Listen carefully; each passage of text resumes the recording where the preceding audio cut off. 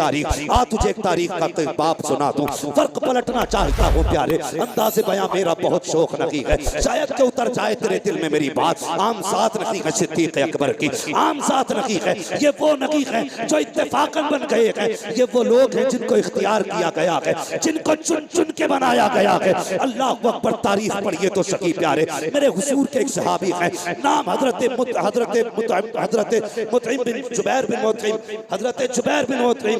یہ حضور کے ایک صحابی ہیں. یہ کہتے بھی میں اس وقت ایمان نہیں لایا تھا، تجارت کے لیے گیا. آقا اعلان نبوت فرما چکے ہیں. جب میں تجارت کے لیے گیا، پہنچا یمن کے ایک شہر میں. کہتے ایسا لگا جیسے لوگ میرا انتظار کر رہے تھے. جیسی میں پہنچا ہوں، لوگوں نے مجھے گھیر لیا. کہا یار بتا تو صحیح، سنا کہ مکے میں کسی نے نبوت کا اعلان کیا ہے، کیا تو اس کا چہرہ دیکھ چکا ہے؟ کیا تو اسے جانتا ہے؟ کہا ہاں میں جانتا تو ہوں. تو وہ لوگ کہنے لگے اگر اس کی تصویر دکھائی جائے تو کیا تو اسے پہچان لے گا؟ حضرت یہ صحابی کہتے ہیں کہ میں اگر اس کی تصویر دیکھوں، کہتے جب لوگوں نے گھیرا تو ہوش اڑ گئے، لیکن جب یہ سوال کیا گیا کہ اگر تصویر دکھائی جائے تو پہچان لوگے؟ کہتے میں شش و پنج میں تھا. میں نے کہا تصویر؟ کہا ہاں. کہا دکھاؤ میں پہچان لوں گا. وہ کہتے میرا ہاتھ پکڑا اور پکڑنے کے بعد ایک حجرے میں لے کر کے گئے. جیسی دروازہ کھلا ہے، میں نے کیا دیکھا؟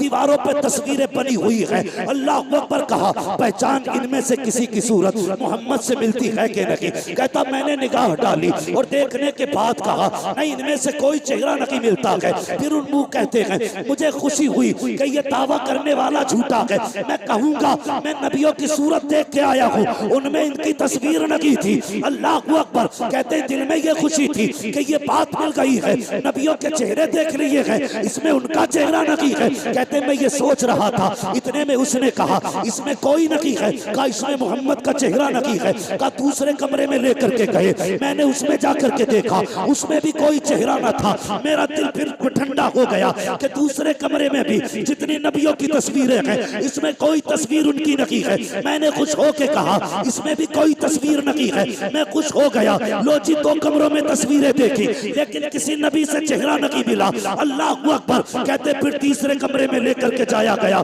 جب تیسرے کمرے دروازہ کھولا گیا، جیسی پہلی نگاہ پڑی ہے، کیا دیکھتا ہوں سامنے دیوار پہ محمد رسول اللہ کا چہرہ بنا ہوا ہے.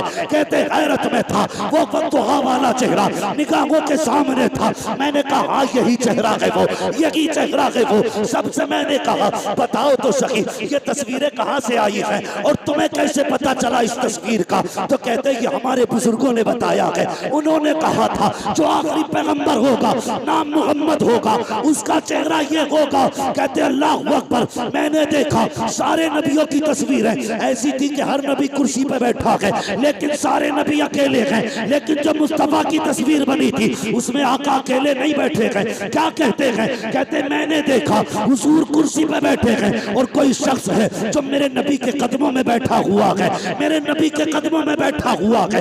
یہ ابتدائی دور کی بات کر رہا ہوں. کہتے قدموں میں بیٹھا ہوا ہے اور ایسے بیٹھا ہے کہ حضور کا چہرہ جیسے سامنے تھا، اس کا چہرہ حضور کی طرف تھا، پیٹھ پیچھے کی طرف تھی. میں نے دیکھا حضور نے اس کے سر پہ ہاتھ رکھا ہوا ہے. میں نے کہا یار بتاؤ تو صحیح، جب تم یہ جانتے ہو یہ تصویر محمد کی ہے تو یہ بتاؤ یہ قدموں میں کون بیٹھا ہے؟